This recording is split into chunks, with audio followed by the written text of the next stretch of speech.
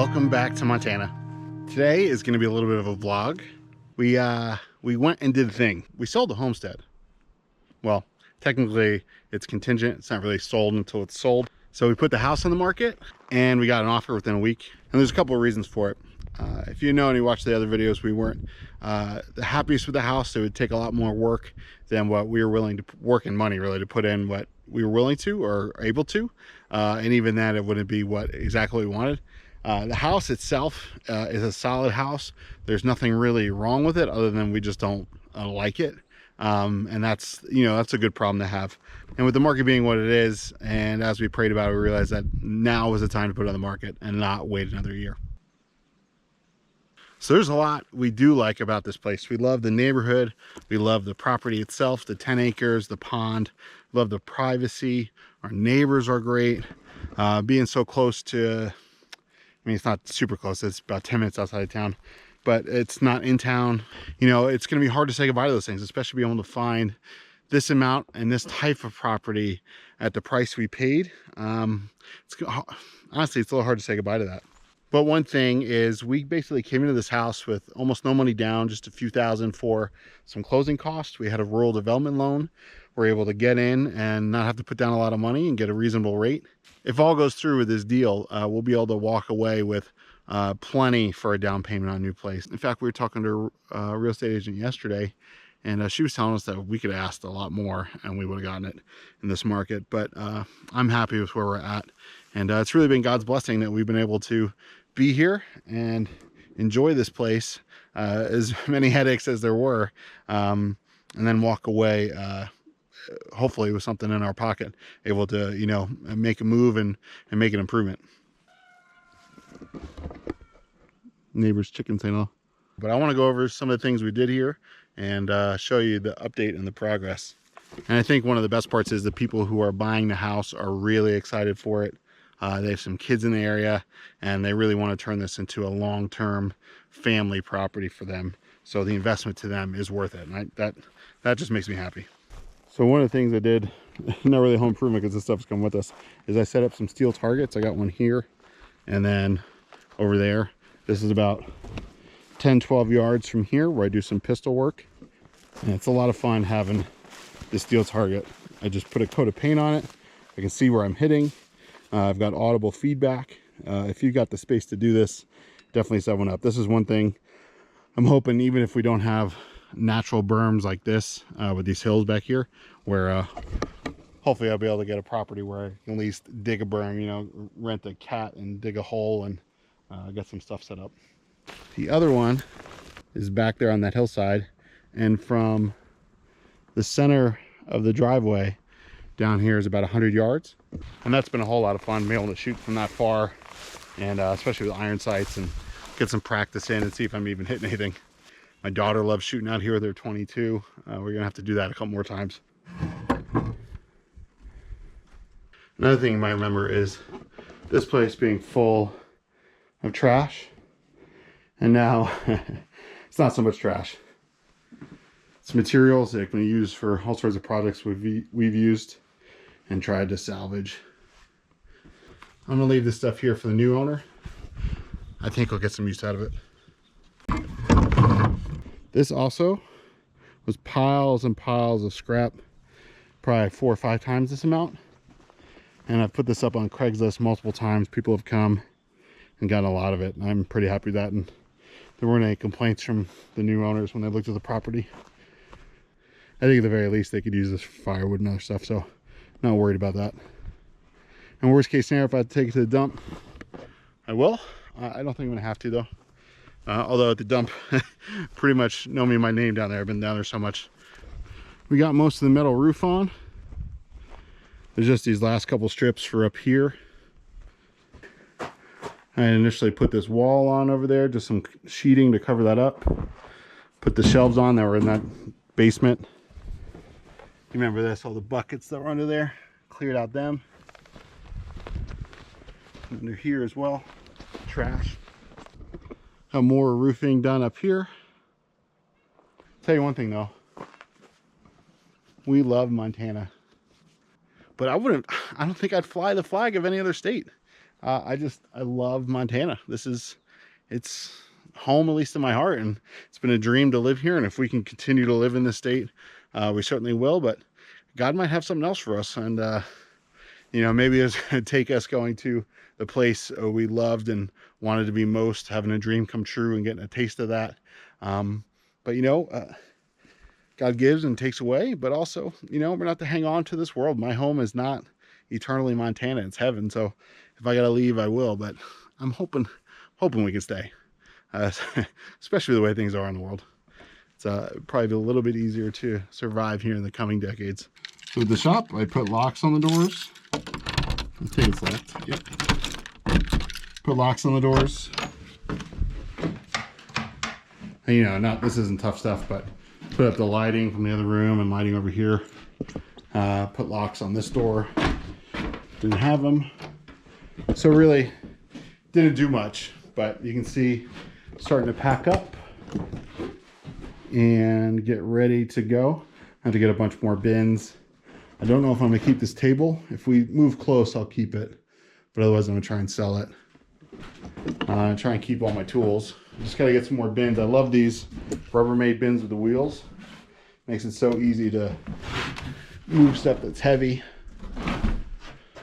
And this shop was great. I loved working in this little shop doing woodwork and projects. It was nice having a spot that, you know, I've had garages before, but nice having my own spot that I can actually work in. But just not being able to work on cars, I really, really need a garage or a shop, ideally a shop, but we'll see. And that was something else with the RDA loan.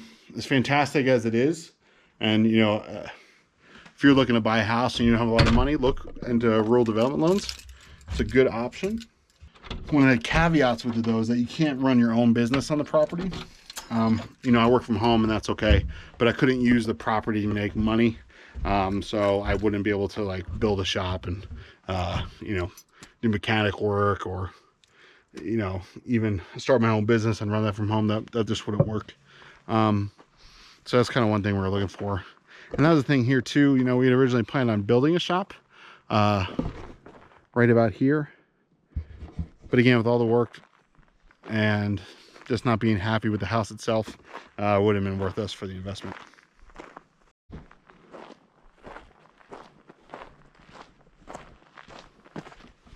One thing I did recently was I coated the deck with Bear deck over. It's been raining, so it's a little wet right now, but that's totally cleaned up the whole appearance of the front. You know, no more nails sticking up, no more splinters. Also, we put in this new screen door. We painted the windows black and trimmed them in with the cedar.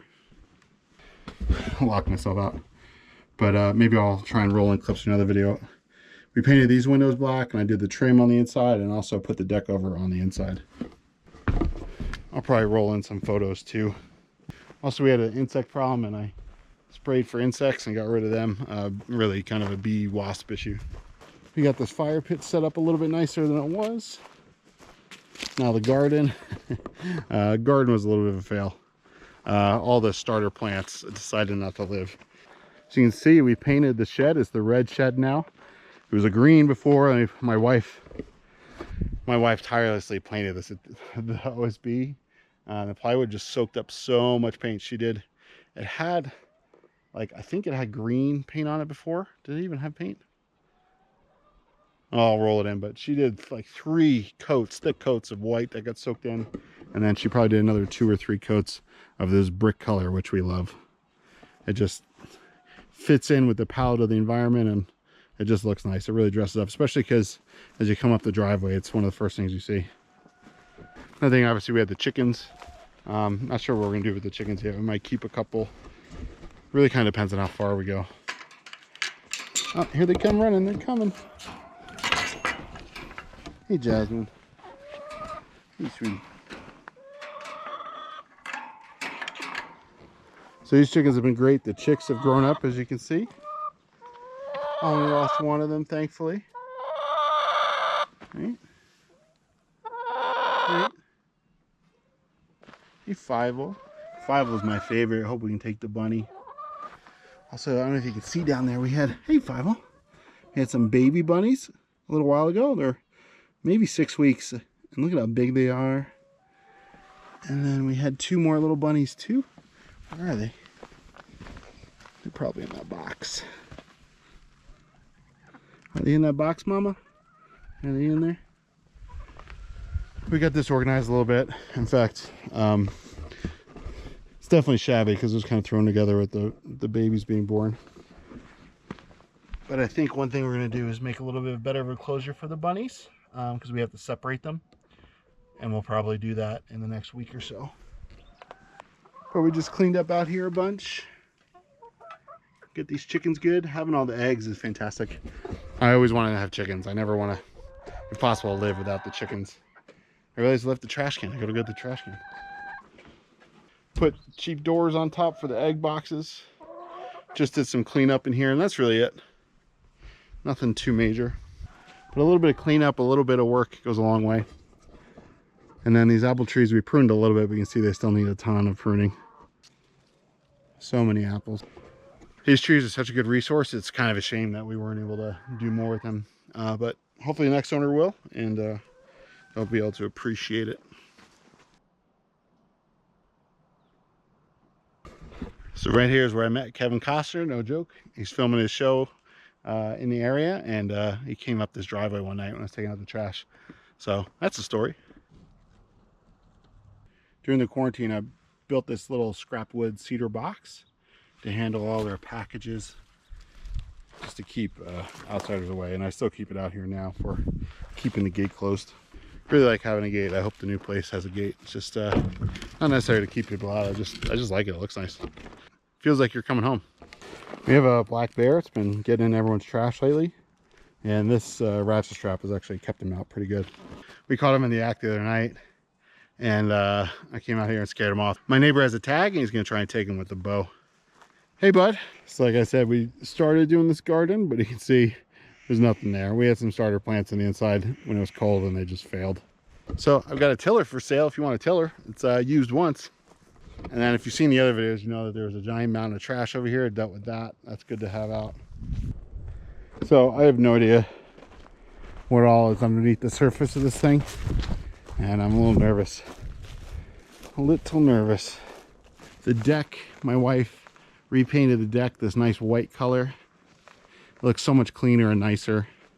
I coated the deck with the deck over stuff, and it's been awesome.